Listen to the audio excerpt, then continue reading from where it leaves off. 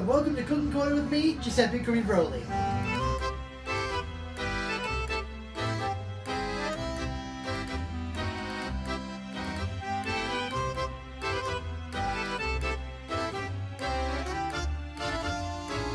Hello everyone, and welcome to another episode of Cooking Corner with me, Giuseppe CrimiVaroli.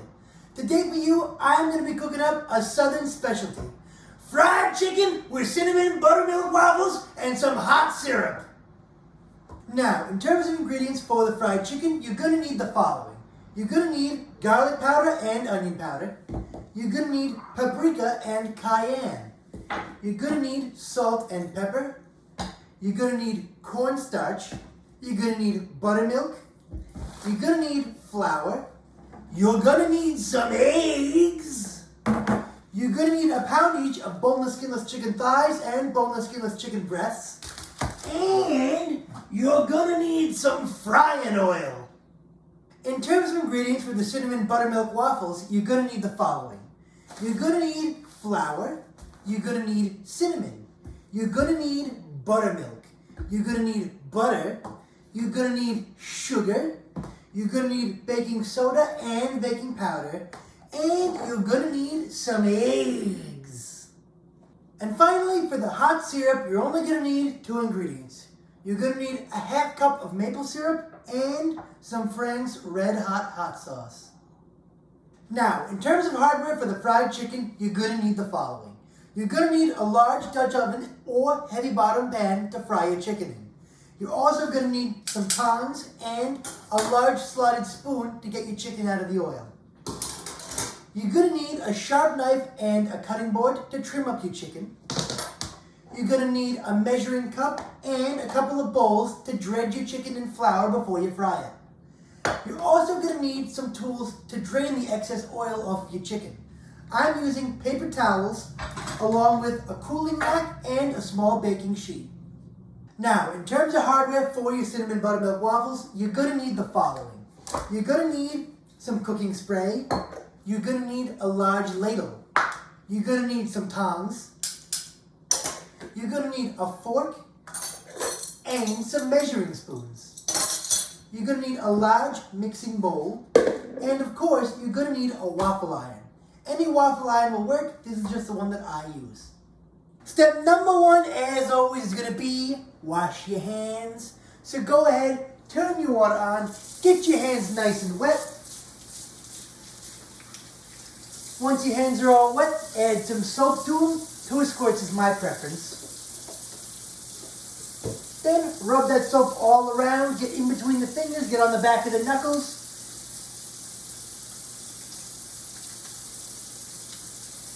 Once your hands are nice and soapy, you can stick them back under the water and wash all that soap off.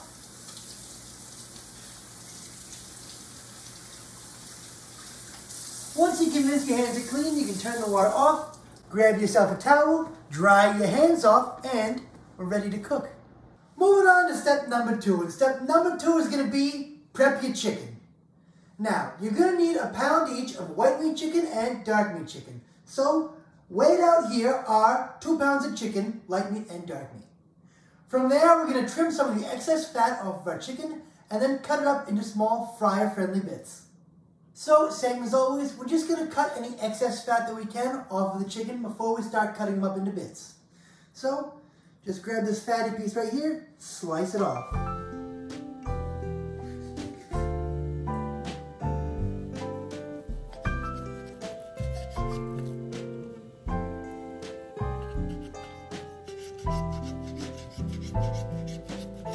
Once you've cut most of the fat off your chicken, you can get into cutting it into fryer-friendly bits. Now, the key here is that you want to cut all of your chicken into pieces that are roughly the same size, so that they cook for the same amount of time. So, go ahead and trim up the chicken and cut them all into evenly sized pieces. Now, to finish off this step, you're just going to need to add together in a little bowl a teaspoon of paprika,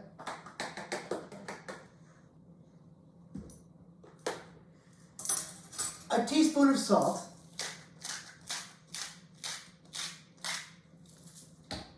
a half teaspoon of pepper,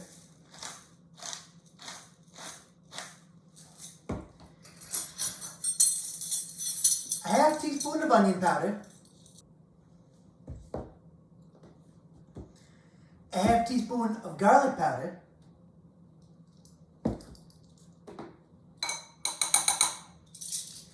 and an eighth of a teaspoon of cayenne. Now you can mix that all up and toss your chicken in it.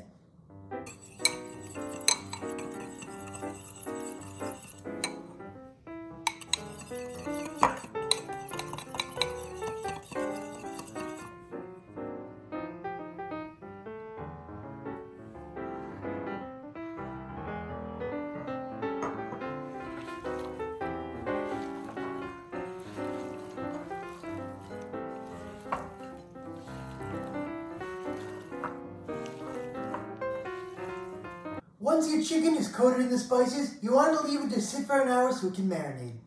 So, while we're waiting for our chicken to marinate, we can move on to step number 3. And step number 3 is going to be make your batter for your waffle. So, for your batter, into your large mixing bowl, you're going to add 2 cups of flour,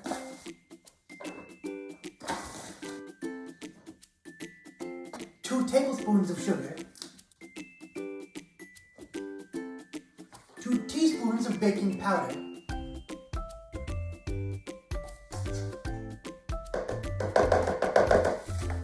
1 teaspoon of baking soda, 1 teaspoon of cinnamon, 2 eggs,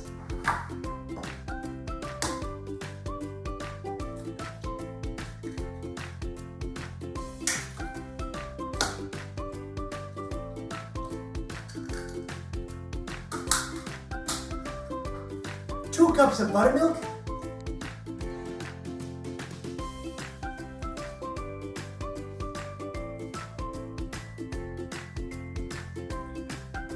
and a half stick of buttermilk. Then you can beat that all together and you'll have your batter.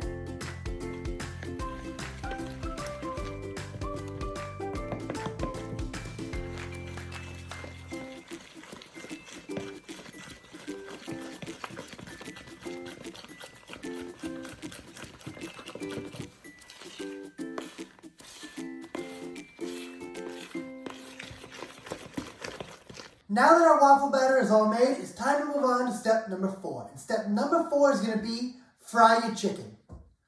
Now, before you actually fry your chicken, you've got to heat up your oil.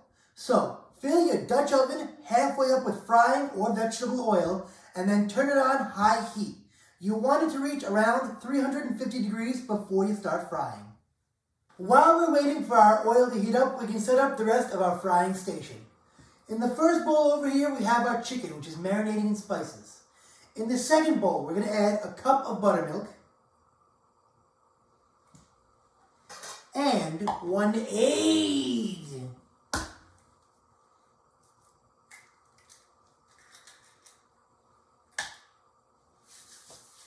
In the third bowl, we're going to add a cup and a half of flour,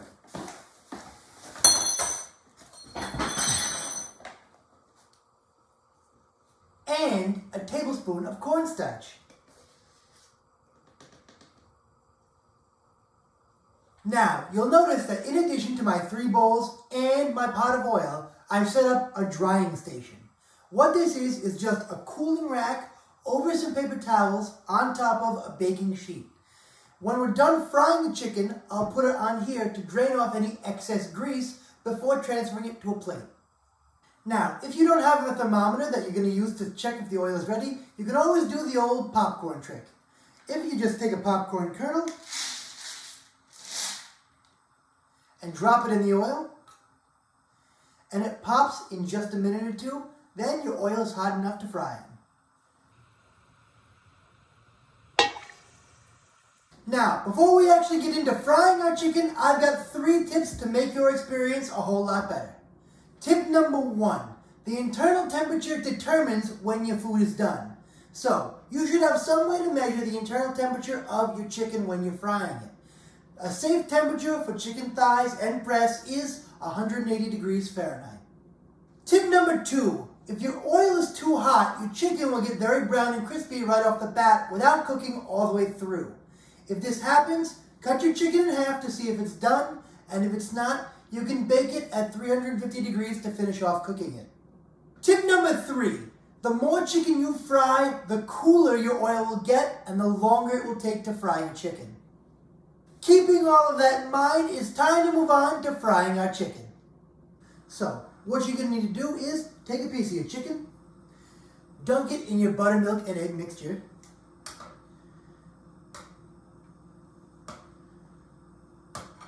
then toss it in your flour and cornstarch,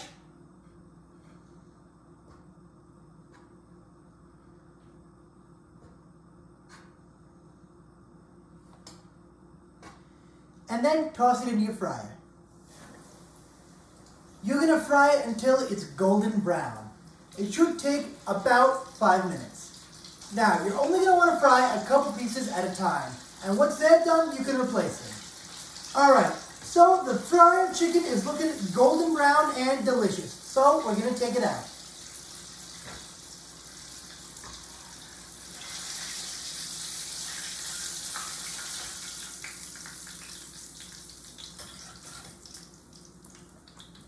Now, we're going to set this chicken aside to drain off the excess grease and get on to making our waffles.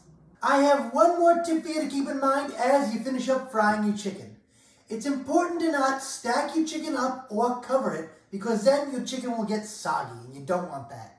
If you want to keep it warm until all the food is ready, I recommend sticking it in the oven or toaster oven at 100 degrees. Moving on to step number 5. And step number 5 is going to be make your waffles. Now, everyone uses different waffle irons of different shapes and sizes, and I'm not going to tell you how to use your waffle iron. But however it works, cook the waffles in your waffle iron and have them hot when the chicken is done. If you happen to be using a large Belgian waffle maker like I am, just open her up, spray it with some non-stick cooking spray,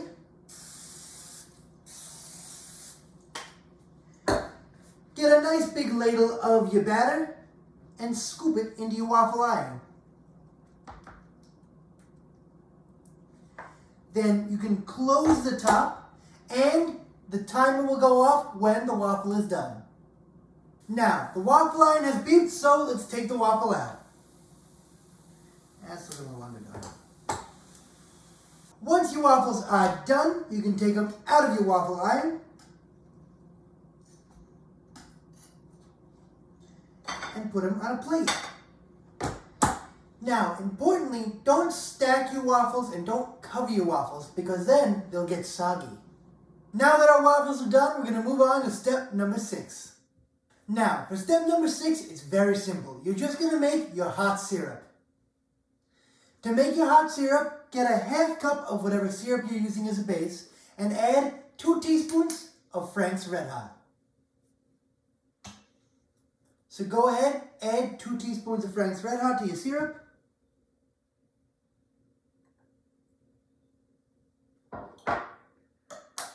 And then stir it up.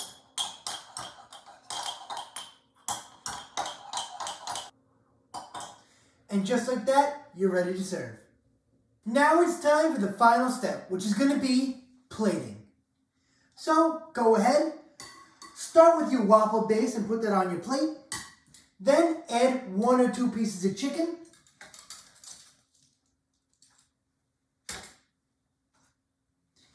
And top it with your hot syrup.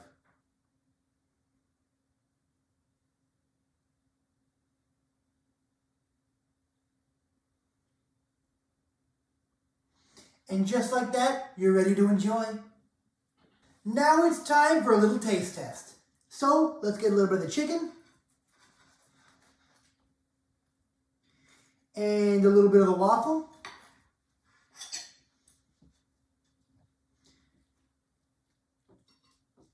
And get some of that syrup on there.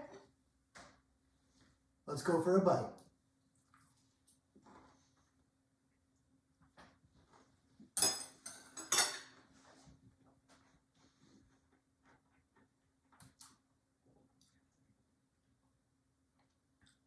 It's hot, it's sweet, it's delicious!